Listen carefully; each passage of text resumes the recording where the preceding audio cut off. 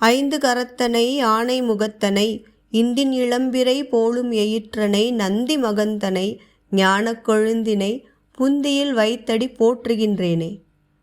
இந்த பதிகம் திருமூலர் தனது திருமந்திரத்திலே முதலாவதாக எழுதிய விநாயகர் காப்பு.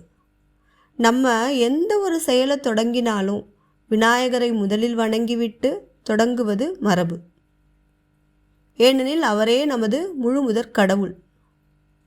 அத்தகைய சிறப்பிற்குரிய விநாயக பெருமானுடைய அறுபடை வீடுகளை பற்றி நம்ம பார்க்க போகிறோம். வாங்க சேர்ந்து சிந்திக்கலாம்.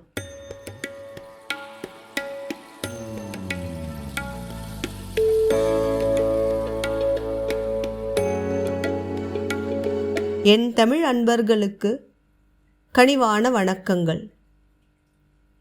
ஒரு பிடி மஞ்சளில் கூட எழுந்தருளக்கூடிய எளிமையான கடவுள் நம்முடைய விநாயக பெருமான். அவருடைய முதல் படை வீடு எங்கே இருக்கு தெரியுமா? திருவண்ணாமலை அல்லல் போம் விநாயகர்.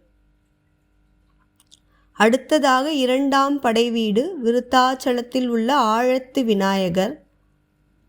மூன்றாவது படை வீடு திருக்கடவூரில் வீற்றிருக்கும் கள்ளவாரண விநாயகர்.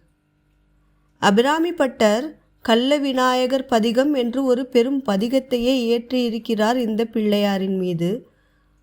அவருடைய வரலாறு மிகவும் சுவாரஸ்யமானது.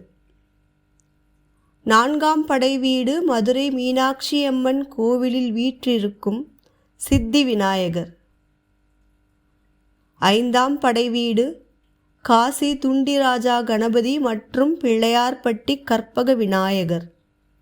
நிறைவாக ஆறாம் படை வீடு திருநாரையூர் பொல்லா பிள்ளையார். இந்த அறுபடை வீடுகளிலும் உள்ள அத்துணை விநாயக பெருமானுக்கும் தனித்தனியான சிறப்புகள் உண்டு.